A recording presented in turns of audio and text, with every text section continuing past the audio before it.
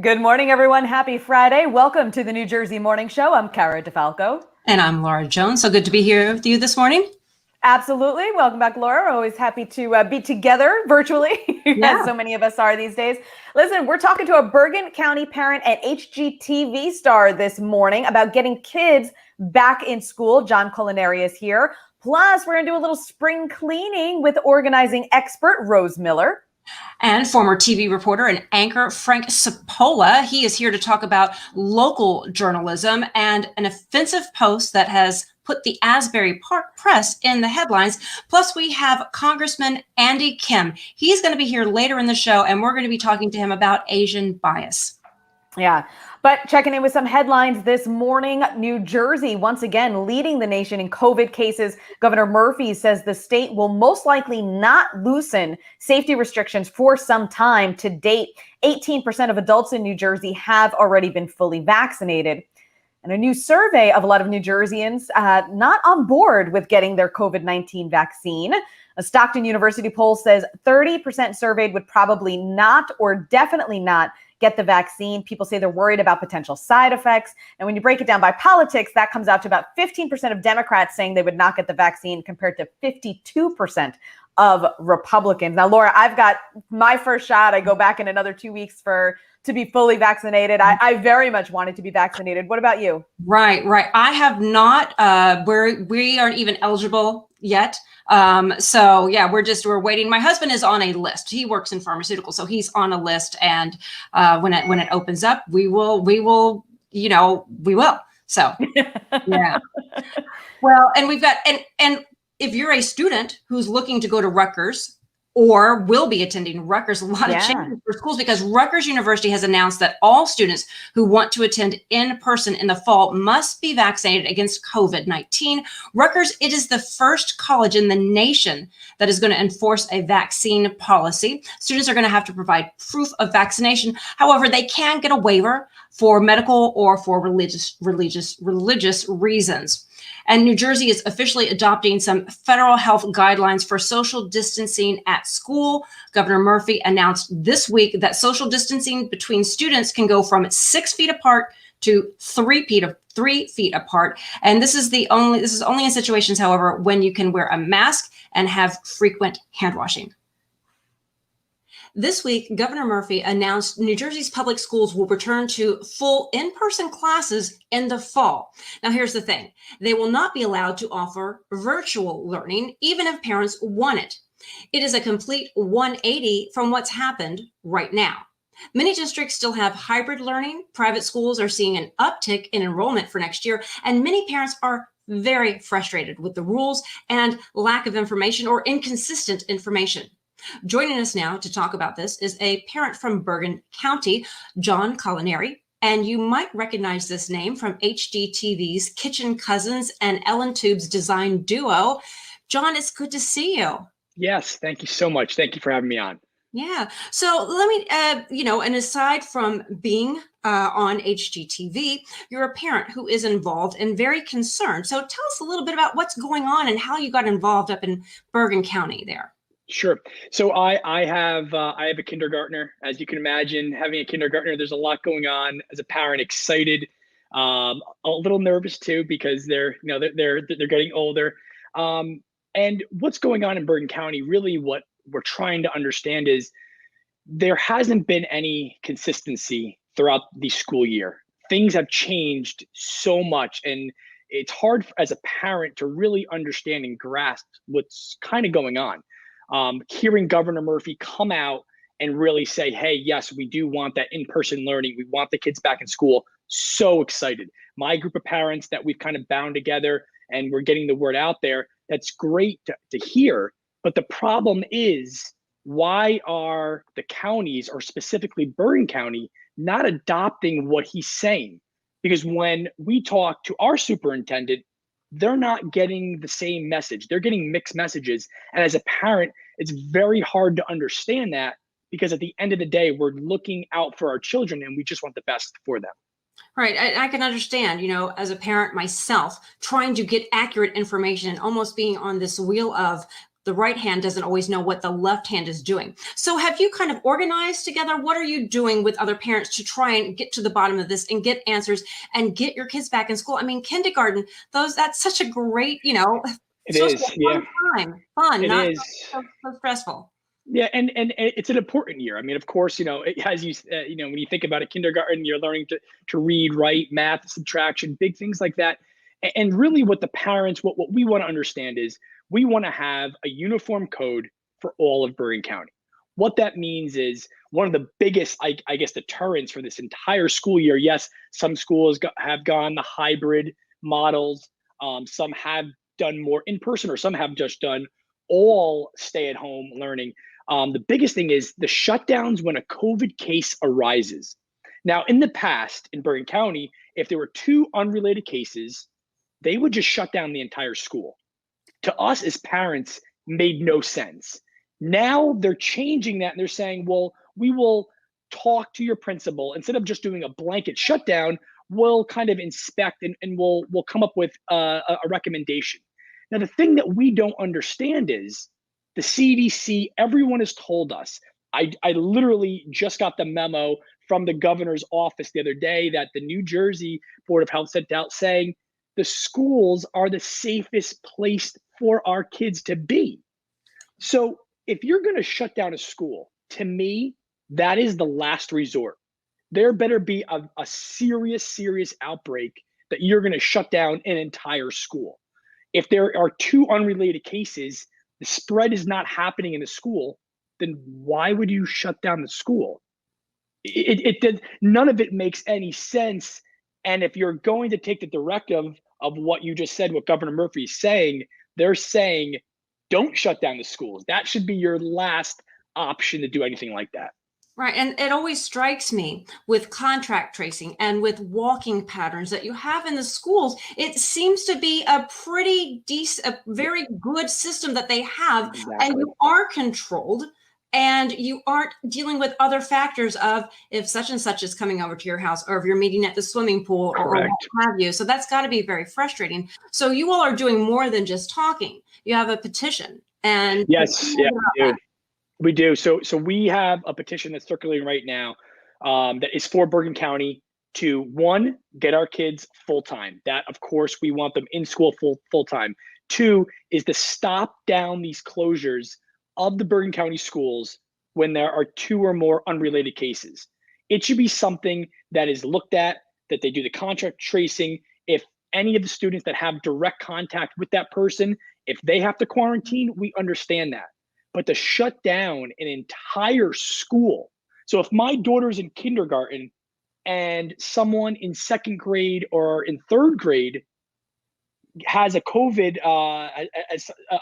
interaction, why would all the kindergartners shut down? My daughter's not going anywhere near them. The CDC outlines it, and now we know it's gone from 6 feet to 3 feet. You have to be, if there's 10 minutes or more that you're in direct contact with that person, then yes. But my daughter's staying in her classroom. She's not interacting with any of those other students. So I don't understand kind of what's going on. And none of the parents really understand what's going on. Yeah. And how is this impacting her? I mean, it's going to school. You're about getting a routine and sticking with the routine. Everybody understands we're in a pandemic, but wow, what I'm hearing happening up there is just, you don't know one day to the next what's happening. And that this time last year, we kind of expected that, but it's not settling. As adults and as children, we need a routine. She comes to me and she says, Daddy, I don't want to do Zoom anymore. And when I hear my daughter say that, it breaks my heart, because I know she wants to learn and she wants to be in school with her friends and have a good time and have that social interaction. Us as adults, we need that social interaction. So you can only imagine what little kids, what they are dying for right now. And the biggest thing is, and I really hope all of your viewers and people, please reach out to your county executives. Our county executive, Tedesco in Bergen County, we're asking him, we're pleading with him, please, sir, have a uniform code for all of the schools in Bergen County that they can follow. Just to have each school doing what they want and not having the superintendents really understand what's going on, it's hurting our schools and it's really hurting our kids. I think it's a message, not just for Bergen County, but always for parents Always. just getting out there and speaking up. And sometimes that can be intimidating. And once you start, you're kind of the one, and then that takes on a life in and of itself. So when you're not advocating for your kids, you've been doing, I see on your social media accounts, you're still keeping busy. As far as HGTV goes, have you been able to resume shooting as far as that goes? So design duo for the Ellen show. I shot in my house last year, exactly around this time. It was April, May when we were getting ready. So it was a quarantine show. We shot it all inside. We helped homeowners around the country do these design tasks where they got to win $5,000 if they completed the design that I came up for them in 24 hours. So it was a lot of fun. It's made life difficult to work and do the shows how we normally do it. We're getting through it. Things are getting better.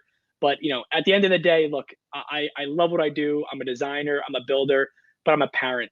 And being a parent means I have to look out for my daughter and my children. And that's why I'm advocating, and that's why I'm out there. Because if we don't look out for our children, who is? And as a parent, that's our biggest responsibility. Well, your daughter is lucky to have you. And we are thankful that you took the time to talk to us today. And we hope you come back again and give us an update that's good news on the school front and some other design and news. So thank you so much. Well, we'd love to. If you guys want to come on and talk to design construction, anytime. Love it. Thank you so much. Thank you.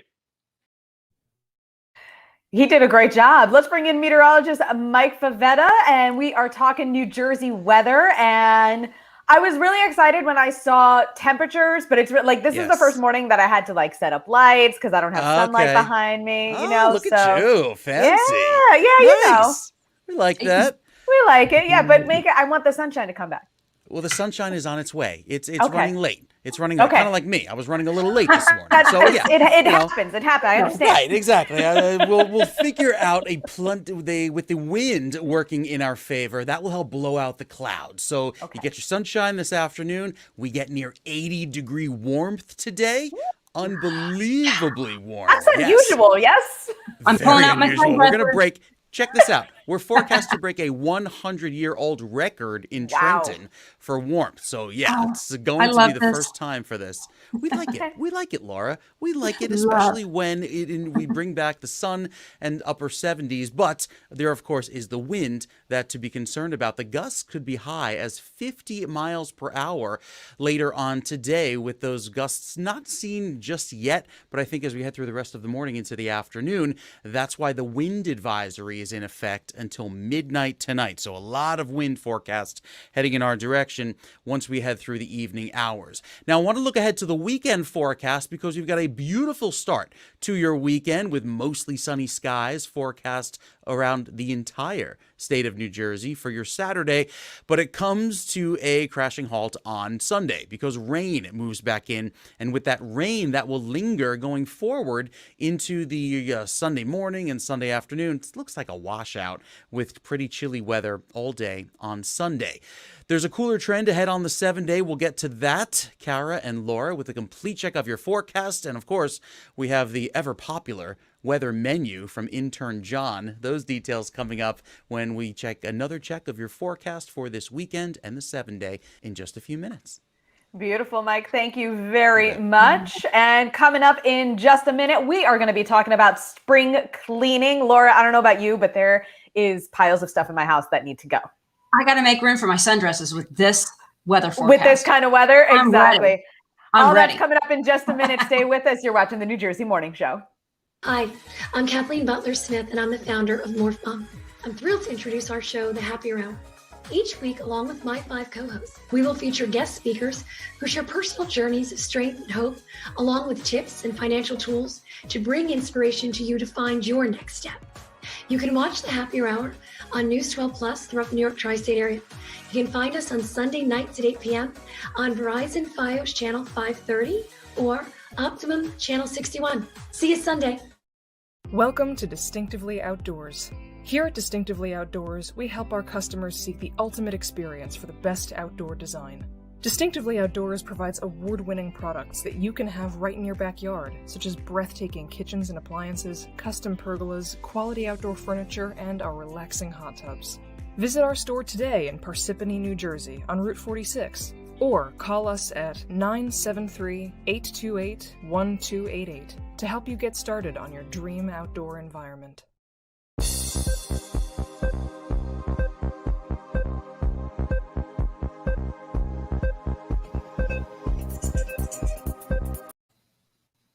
Welcome back to the New Jersey Morning Show. Laura, I don't know about you, but we have all been spending so much time in our homes. We have been Amazoning everything in. I don't know about you, but we're like a 2 or 3 boxes a week household here. Yeah. And yeah. I'm on a first name basis. You know, it's like, oh, here they come. Oh, yeah. With the delivery guy. What is that? Yeah. Yeah. And so much coming in. I had all these grand plans. This time a year ago, I'm like, oh, right. I am going to be able to do this. I'm going to be able to do that. And I started a lot. And then I just kind of decided to sit on the couch. And so last summer, I got through all the clothes. I did all of my clothes. And I don't know if anybody watched like the Netflix special a little while ago, the tidying up.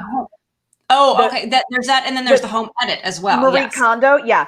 Okay. Well, so her book, Marie Kondo's book, I highly recommend because I think the Netflix special did it no justice, and the book really explains a lot. And if you're someone who's like emotionally tied to everything, which I am, it gives you such a different perspective. Yeah. So if you're trying to do some spring cleaning, I really recommend the book. I really enjoyed it. And I was able to I must have dropped 15 like huge kitchen garbage bags worth of clothes at the Salvation Army. Right. And I know that we're eventually going to be talking about this with an organizer as well. And that's the thing is when you're so attached to your stuff, but you know, hey, I've got to get rid of some things, knowing sometimes when you put it in the perspective of, all right, I'm not going to wear it and somebody else might really need it. That helps. You know, because I've thought, well, I'm going to sell this. I'm going to consign this. And that's all well and good. But sometimes when you know, oh, wow, I'm not going to, and I just don't want to give it, throw it out or what have you. When you know you're giving it to somebody, to an organization who's going to get it in the hands, that helps because I'm bad with that as well. Because I do. It's like, oh, I like this dress because this is what I did this in. Oh, I like that because that reminds me of such and such. And so having that professional to be able to talk to you about, you know, how to not just to manage everything that you have, but when you get too much, then you don't even appreciate what you have, which sometimes happens with all of the Amazon boxes. You really do. You lose stuff. You lose sight of stuff. Yeah, exactly. Well, you know, we're talking about spring and spring cleaning. And the New York Yankees, it's my little segue there into our next news item. So on the topic of spring cleaning, spring training, spring season, the New York Yankees, they're going to be streaming this year. So Amazon Prime Video, they're going to be streaming 21 Yankees games, and it's going to go to Prime members. And it's only for people living in the New York broadcast area, in this area, obviously. So a broadcast are going to include a 15-game pregame show and streams viewed on Android, iOS mobile, Fire TV, and it also is going to include an in-game statistics feed, which is pretty cool. Very cool. Next, we are going to be talking a little bit about spelling. Yeah, exactly. Spelling in New York. So most of us usually learn that I comes before from spring cleaning to tidying up your before you hit send or before you print something or before you put a huge sign on. Before you put a huge sign up. Yeah. So they need to double check this in New York. Check out the spelling of Goethals Bridge on this brand new sign that went up. That put the E before the O on the Staten Island Expressway. New Yorkers certainly not going to let this slide all over Facebook. And can you imagine what it's going to cost to replace those signs? I can't. I mean, right?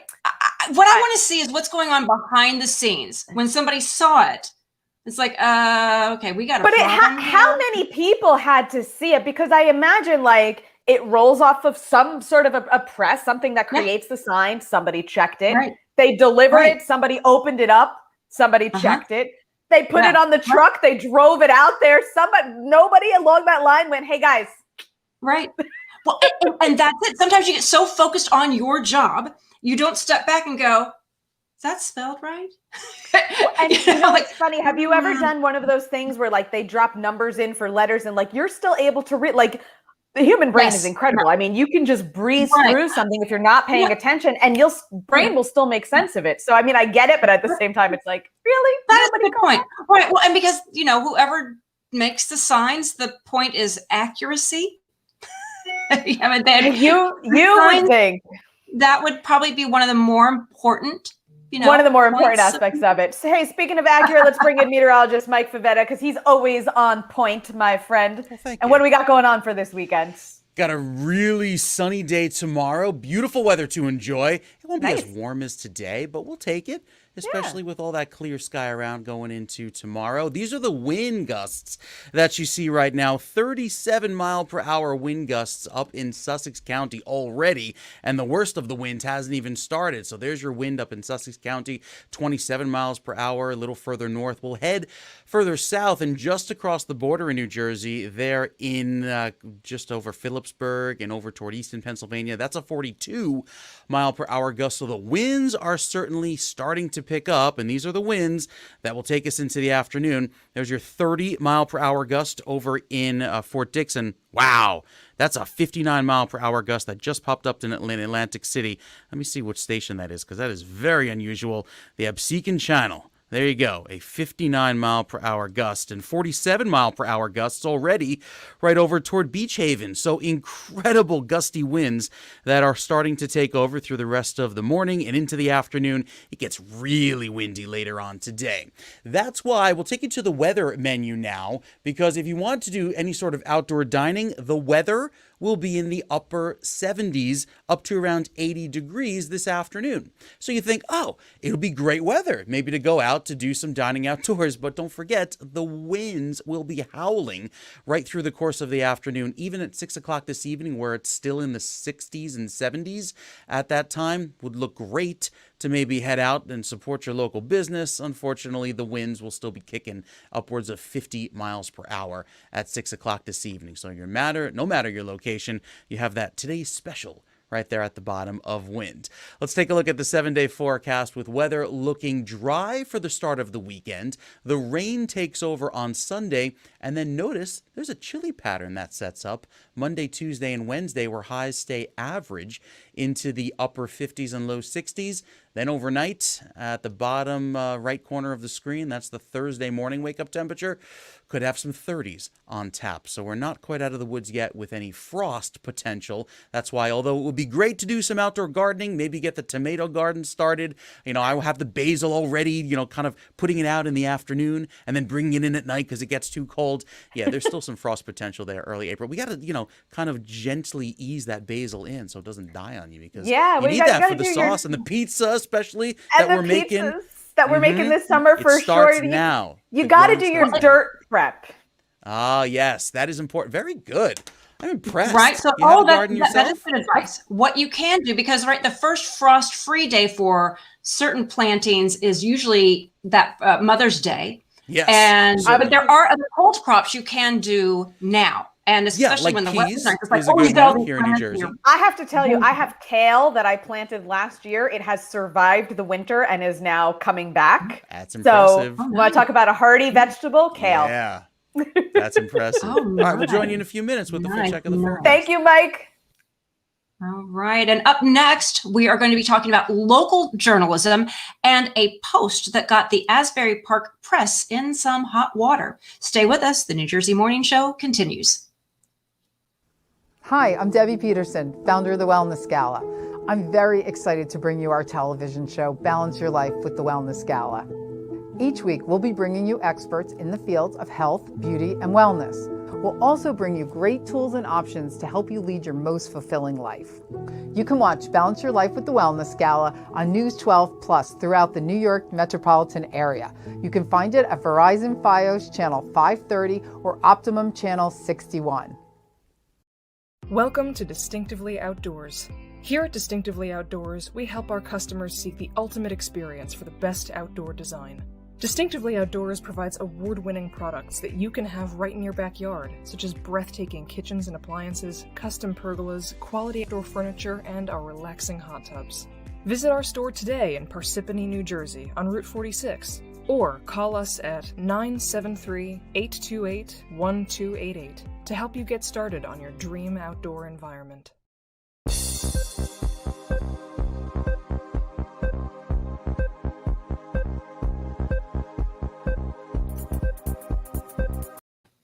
Welcome back to the New Jersey Morning Show on this Friday morning. So good to have you with us. There's so much happening in New Jersey. We've been talking about some of the headlines going on. And in New Jersey, we will be having our primary on June 8th. And this year, it will be in person.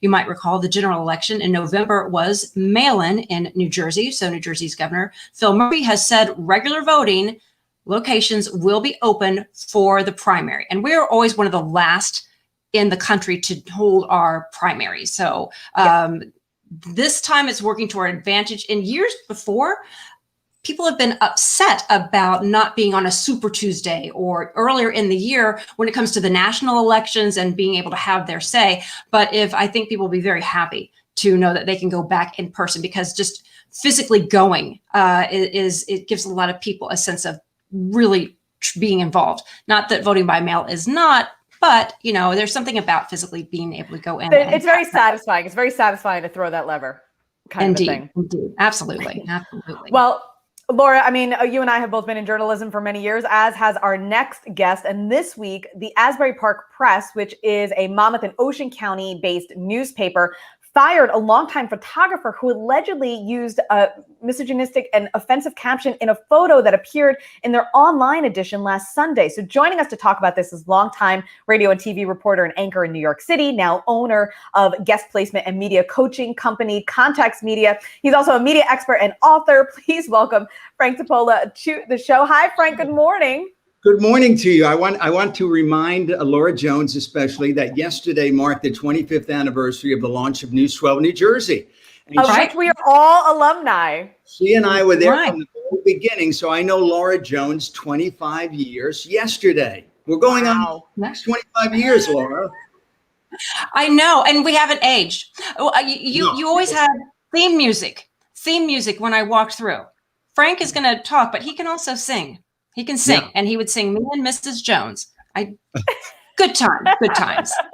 All of that. We could tell those stories forever. But so good to join you ladies this morning. Good morning to you. Yeah, we're so happy to have you. So, Frank, this is a wild story. This caption under a photo of an Orthodox Jewish nurse preparing a vaccine, and we have to really censor what actually went out, but it was, quote, an F-hot nurse. Yeah, and then a very inappropriate term for a Jewish woman. I mean, how does that happen? It's mind-boggling. Well, you just did a story a moment ago about the Goethals Bridge, Well, yes. With checks and balances along the way. Let me get this out of the way right off the bat. What this gentleman did was reprehensible, wrong, and there's no excuse for it. Period, full stop, done. All right. But it's indicative of a larger problem, I believe. And that larger problem is a lot of these local newspapers and a lot of news organizations in general are cutting back. Now, I can go in a time machine and tell you years ago when I started in the news business, nothing got on the air unless it was reviewed by 2 or 3 people along the way. Now, when you look at this story, you find out that, first of all, the reporter is self-publishing. He's doing it late at night. Nobody, and according to the editor, on the review of a limited staff. And that is really the issue. We saw it recently at New York One News, where they cut back a whole bunch of people, at the CBS radio network, where they got rid of all these people, all this experience that these men and women brought. They got rid of them and brought in younger people, and that's fine. But, when you don't have the old graybeard in the newsroom checking everything out, this is how things like this happen. And unfortunately, the issue is not so much the gentleman who did it. The issue is what's happening in the news industry.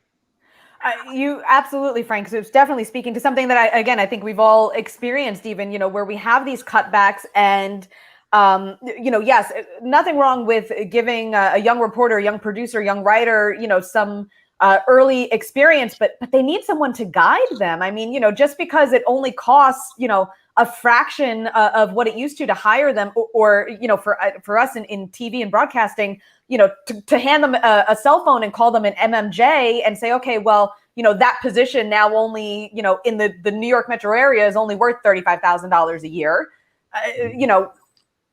It's really hurting journalism. And it might be part of the reason why people don't trust journalists anymore. Well, what I find most troubling about this whole incident was that it was up there for 14 hours. I mean, it wasn't for a half hour and somebody caught it.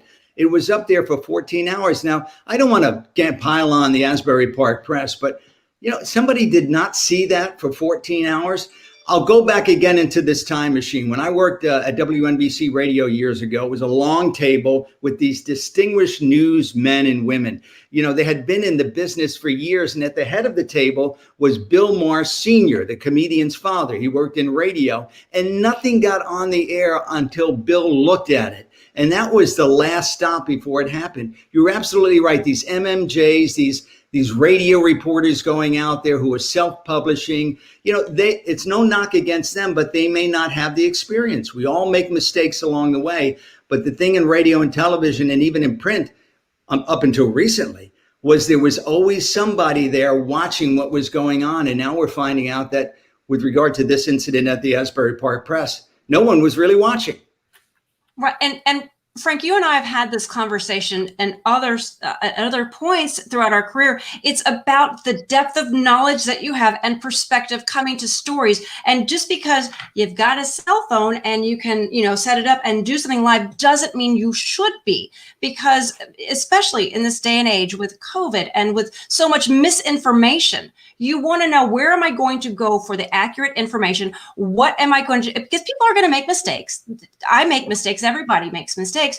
But you have people who you trust, who have that depth of knowledge, who have other people making sure that it is accurate. And it's very discouraging because I've got to really hunt and find, where am I going to find the most accurate information? Where am I going to find somebody giving me and holding themselves accountable as well?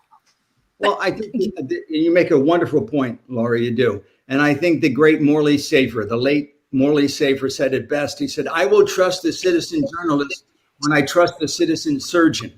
It's not everybody can be a journalist. You went to journalism school. I did as well. You understand how it works. You're going to make mistakes, especially when you're a younger reporter. I did it myself, but I would say 99% of those mistakes were caught before they went on the air. I didn't look foolish. The newspaper or the radio or TV station didn't look foolish. So this is not so much about this one guy who made a mistake.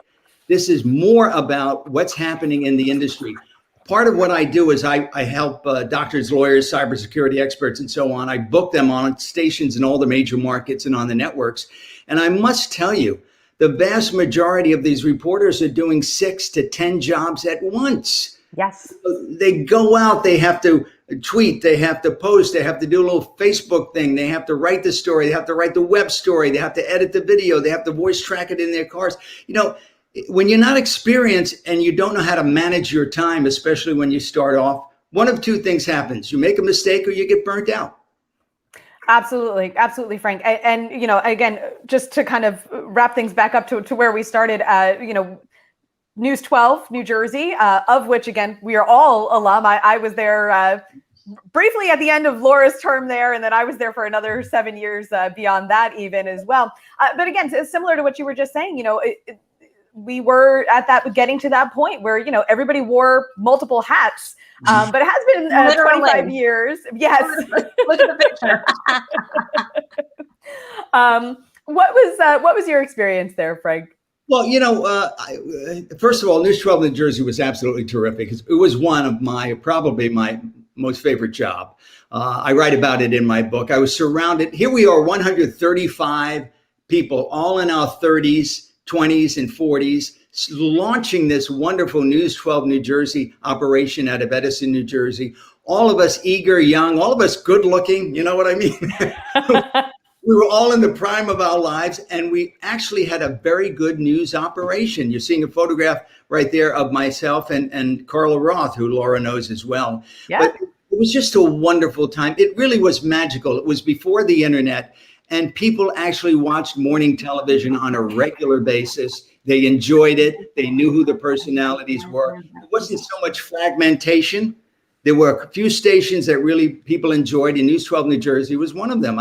You could tell Laura, we used to go out to lunch, or you'd go out with your family and people would be pointing and smiling and buying you drinks because you were their friends. I mean, just a wonderful experience, really a wonderful experience. And I enjoyed it thoroughly. I can explain that picture. I remember this story. You want the story behind this story? The story of me holding in the Snuggie and the ice storm. Yeah, I volunteered for that. Sometimes you volunteer for stories, especially like Superstorm Sandy in particular, because the power was on there. Oh no, but that was a major snowstorm, and that was probably like at 4:00 in the morning, and I had my Snuggie on and was trying to keep warm and having fun, and I had my yardstick as well. And that's the thing. There are like 40 people in this industry. We joke about, there are 40 people, and ultimately we kind of end up crossing paths again. And we all know one another. And Frank, you have a book. I do. Yeah. The book is all my 38 years in radio and television covering news in and around New York City. I worked in radio first for the first 15 years. I did news on the Soupy Sales radio show on WNBC. I filled in for Imus on the Imus show and Howard Stern, and I worked at WCBS radio before getting into television. There's News 12 and that, Channel 9 for many years, where I was a reporter and anchor, Wall Street Journal Radio Network. You just see the product that's on the air, but you and I and Laura, everybody knows who's in this industry, the stuff that goes on behind the scenes is really what's hilarious. And that's what this book is about, all the funny stories from my 38 years of covering news in and around New York City. Oh, by the way. And amazingly, you're only 39 years old, so that's pretty impressive. I started when I was one. You're absolutely right. Yeah, I was a baby. That's the point. It's in our blood to do these things, and we started from right away. I've had friends who try to get out of the industry. You can't. Once you've done news, you cannot get out of the industry. It's in your blood, and all of us know that. You just simply cannot get it out of your system. It's a noble profession. This gentleman, getting back to what we were talking about a moment ago, made a mistake. He will recover. He'll work in the industry again. But, I just wish they'd invest more in print. They would invest more in radio and television. We saw iHeartRadio lay off hundreds of people. In news especially, it's a very noble profession. And people say, do you have any regrets? My only regret is I can't go into a time machine, go back and do it all over again, because that's how much fun I had. It really is a lot of fun. Frank Zappolo, thank you so much. One more time, the title of your book. It Shocked, as in shocking. It Shocked Even Us. And you can get it at itshockedevenus.com. Very good. Thank you so much for joining us once again, Frank, on this Friday morning. We always appreciate your insights and opinions, and we appreciate your time as well. Thank you so much, Frank. Same here. My pleasure. Absolutely. All right, let's bring in meteorologist Mike Favetta, because we also appreciate his time as well. And of course, the forecast, especially when it involves temperatures in the 70s and sunshine. I'm so excited. Just you might have to hold on to a pole because it'll blow you over. I think that'll be I know, and I'm enjoying the weather menu because I am planning on going out tonight. Now I'm sitting here going, I got to rethink my outfit. Yes, I know. And just like Frank was saying, news brings you back in. I freaking moved across the Atlantic to Italy for a year, thinking, okay, bye-bye TV, we're done. And then what do you know, 2 years later, back on the hot seat. So it does. It sucks you back in. And as we look ahead to this afternoon, the weather really going to be windy all throughout New Jersey. These are the winds right now. Atlantic City, 59 mile per hour gusts. Still have that 30 mile per hour gust there at Fort Dix. And this map will update all throughout the morning into the afternoon with those higher gusts going into later on today. We'll zoom in here to northeastern sections of New Jersey, and even the temperature starting to warm as well. Actually, that's what I wanted to show you, of just how warm the temperatures get upcoming. So we'll show you the air temperatures working their way through New Jersey right now. And we're in the 60s in Monmouth County, 68 degrees with that sunshine sunshine quickly warming us into the afternoon hours. We're about to cross into the 70s, and we haven't even hit 10 a.m. yet. So there is very warm weather on the way as we head into the next few days. All right, let's go to our weather graphic, show you that 7-day forecast, because after so much sunshine today, we will enjoy a cool down tonight with temperatures up around 70 this afternoon, falling back into the 60s tomorrow. Less wind, none of that 50-mile-per-hour wind activity on your Saturday. But Sunday looks rather rainy, and with that rain that takes over for the second half of the weekend, we'll finish off the last weekend in March on a wet note, but start off the last few days of March sunny and dry, and then likely have some April showers on tap by Thursday. We'll talk more about that coming up. All right, Mike. Thank you very much. And coming up in just a minute, Laura, we are talking about the fix in the loophole in New Jersey's new marijuana law. So we will get to that in just a little bit. The New Jersey Morning Show will be right back. Hi, I'm Kathleen Butler-Smith, and I'm the founder of Morph Mom. I'm thrilled to introduce our show, The Happy Hour. Each week, along with my 5 co-hosts, we will feature guest speakers who share personal journeys of strength and hope, along with tips and financial tools to bring inspiration to you to find your next step. You can watch The Happy Hour on News 12 Plus throughout the New York tri-state area. You can find us on Sunday nights at 8 p.m. on Verizon Fios Channel 530 or Optimum Channel 61. See you Sunday.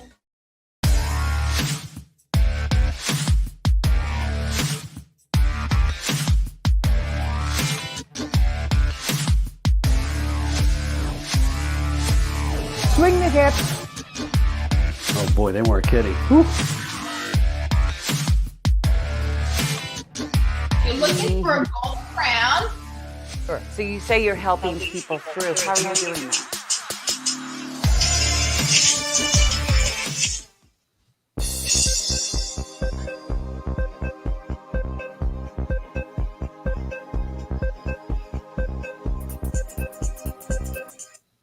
Welcome back to the New Jersey Morning Show. I'm Laura Jones, and the United States this week, we've seen 2 startling mass murders in the United States in the past 2 weeks. 10 people killed in Boulder, Colorado at a supermarket just this week. And last week, 8 people killed at a Georgia massage parlor.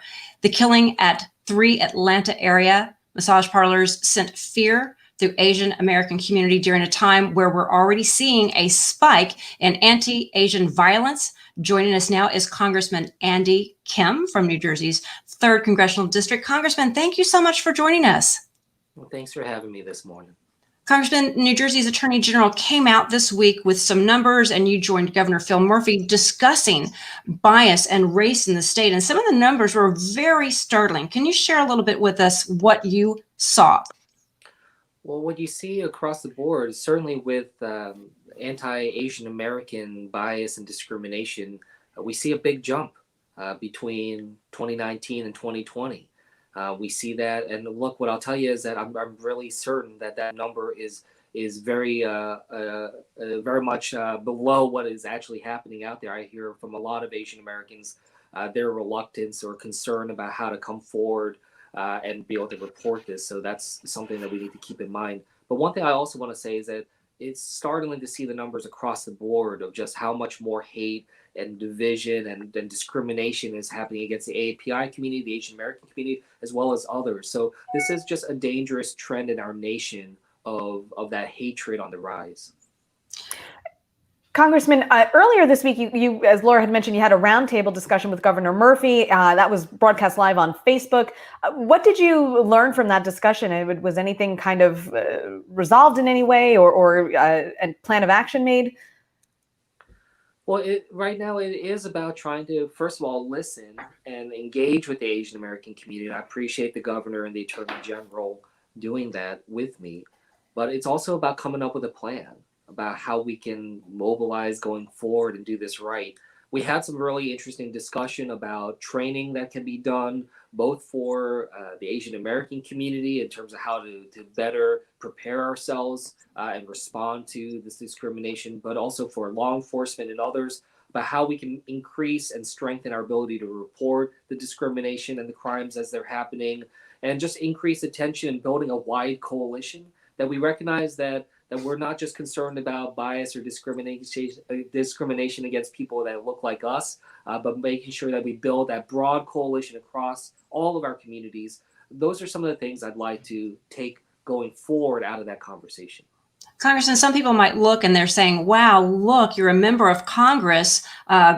What must that be like? And he must not have experienced any bias or hate, but you actually tweeted about this week and saying, quote, "I'll never forget the feeling when I learned that my own government questioned my loyalty." Can you tell us what happened? Well, this was a couple years ago when I worked at the State Department. I worked as a United States diplomat. I served in Afghanistan as a civilian advisor there to the military. I had top secret security clearance. But I remember one day I received a letter from the State Department saying that I'm banned from working on anything related to Korea because of my background, because I'm Korean American. And what shocked me is I was not even looking to work on anything Korea related. This was just a preemptive effort that the government took, questioning my loyalty, basically telling me that they don't trust me enough to work on this. They don't know if I would be able to represent America because of my last name. And I'm born in the United States. I don't even really speak Korean very well. I don't really have any ties there. I think that this is what frightens so many people is you are in a position within government. You are now a representative. And if this is happening to you, what else do we not know? And what is not being reported? And that I think is can be frightening and intimidating. But do you have hope that by sharing this story, by taking something negative and turning it into positive and moving the discussion forward to bringing people together, what is your hope on that? That is my hope. And I take hope from the fact that while that happened to me before, and while I also experienced discrimination over the last year where I had people yell at me to get away from them because they thought they'd get COVID from me simply because I'm Asian American. I've experienced that firsthand, but I've also seen my district, which is a district where there's actually not that many Asian Americans. This is less than 3% Asian Americans in my district. This is the district that voted for the first Korean American Democrat in the history of our country to represent in Congress. And I think it shows that we are understanding that I can be a voice in Congress for people that don't look like me. And I think that that's an important step, gives me hope. And what gives me hope is seeing so many people outside of the Asian American community stepping up right now, showing their solidarity. That's what's going to get us through this as a country.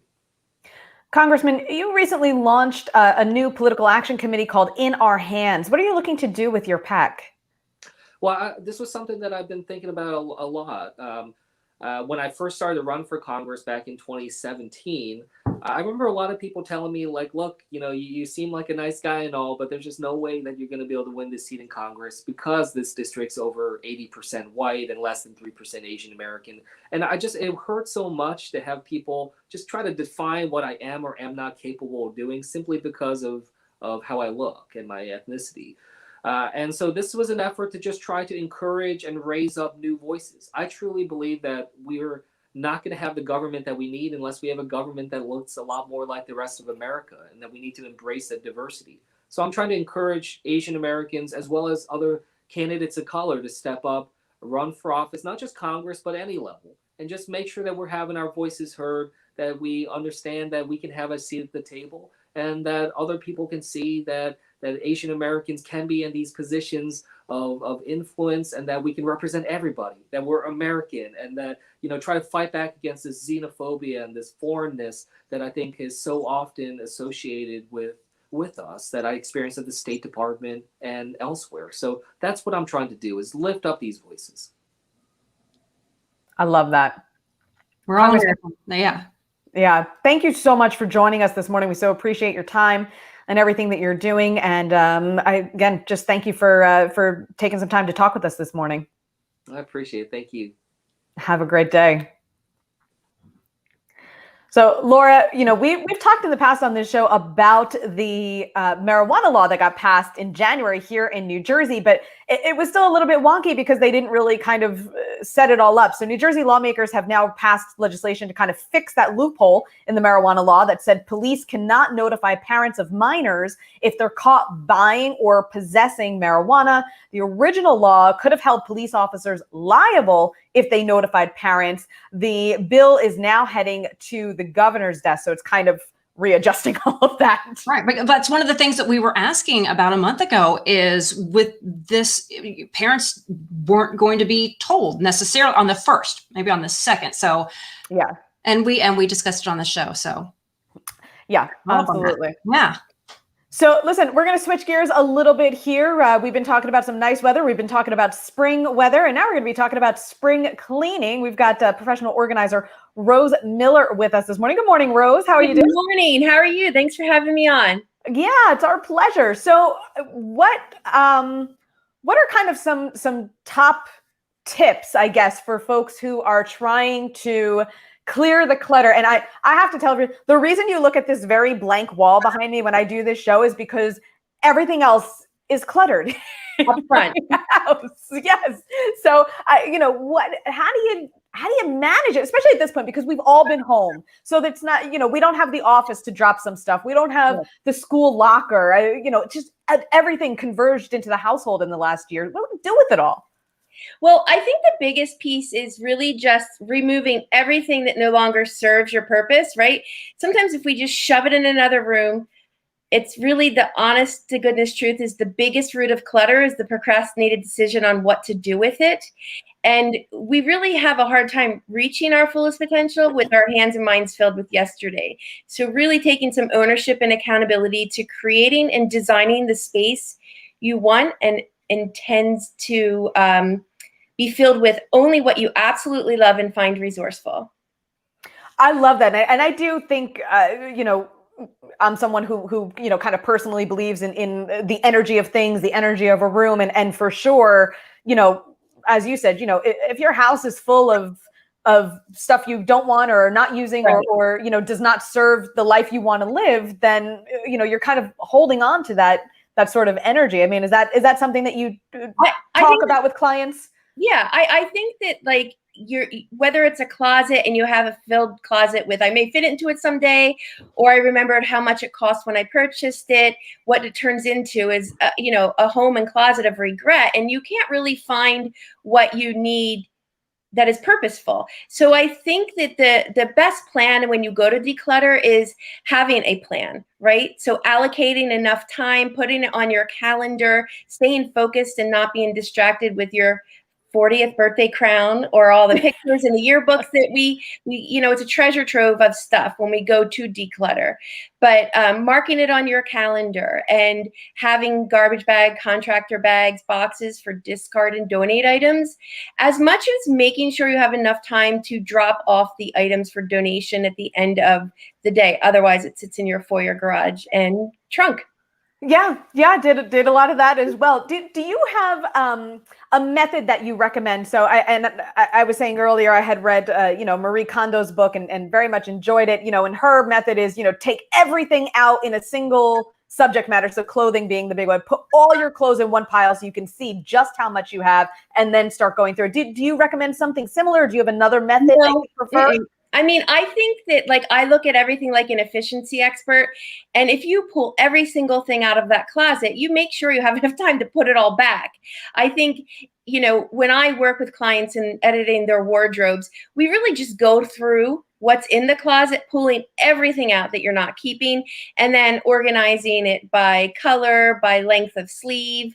The proper hangers are helpful, but I don't feel like that's the most efficient use of time. I love the folds that Marie Kondo uses. And I think she says something about spark joy. I think it's more about, laundry doesn't spark joy, but, you have to have gratitude for the laundry and the wardrobe and the washer and dryer.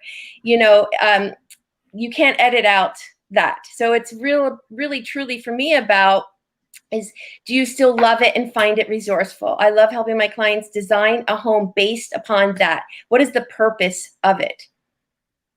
Yeah.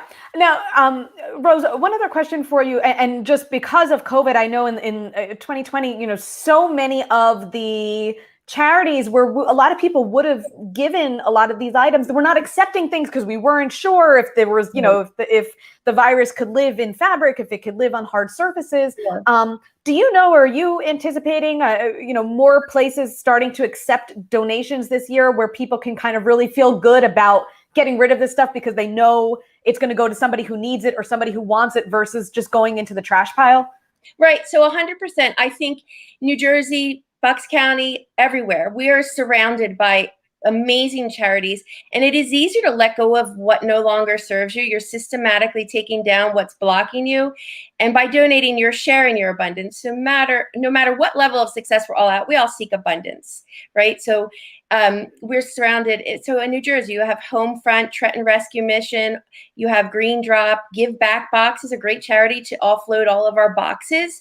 You literally just edit your house, put everything in a box, and ship it back to Give Back Box. And, there's so many great charities, and really just do the research. See if that charity kind of resonates with you and knowing what they can take before you go and drop it off. Very nice. Rose Miller, professional organizer, thank you so much for joining us on this Friday morning and giving us some of your top tips. We really appreciate it. And of course, guys, you can find Rose's information at njonair.com. Thank you, Rose. Have a great weekend. Thank you so much. You too. Happy spring. Yeah. All right, guys, let's bring in meteorologist Mike Favetta one more time. Since we're talking about spring, and Laura, I don't know if this is a problem for you. My allergies already. I'm like, why am I not sleeping? I can't breathe. Yeah, he's got the This is not a commercial for them, but I pop one before the show because it's that time of day. I prefer Claritin, though, because the guy who invented Claritin back in the 70s was my physics professor. No kidding. Yeah, he's a good friend, actually. His son and I went to the same school. So, well, there you Don Nagati over in Sharing Plow, right over in Springfield, New Jersey. Hey, our forecast looking to be filled with pollen this afternoon. You already had the high levels of tree pollen earlier this week, and then there's an app that you can check. We'll share it on the NJ On Air website, and this app called AccuPollen. It's run by the doctor over in Springfield, New Jersey, who's an allergist and updates the pollen forecasts. It actually promoted the extreme level, or severe was the term, severe levels of tree pollen above that high mark. So really, really rough for allergy sufferers. As now we enter the peak of tree pollen season. It began, as usual, late February. And then, of course, we had all that warm weather earlier this month in March.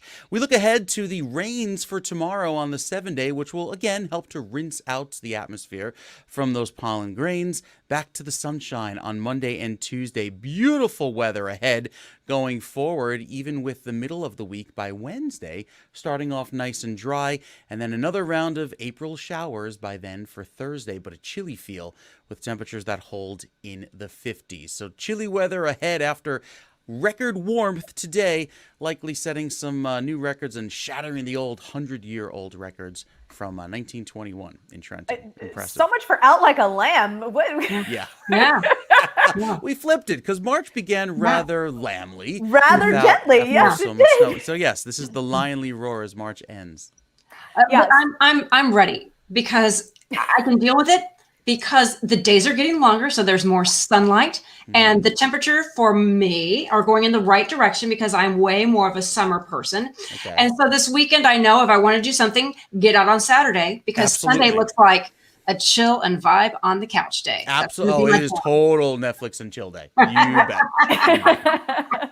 And Mike, for anybody who's got plans tonight, definitely bring even though it says it's going to be warm, bring the windbreaker because we're going to be dealing with those high winds, right? Yeah, very gusty winds throughout this afternoon. Already, we've seen them gust as high. I'm checking the latest here, 49 mile per hour winds in Long Branch. So these winds are going to get really, really gusty before the day is through.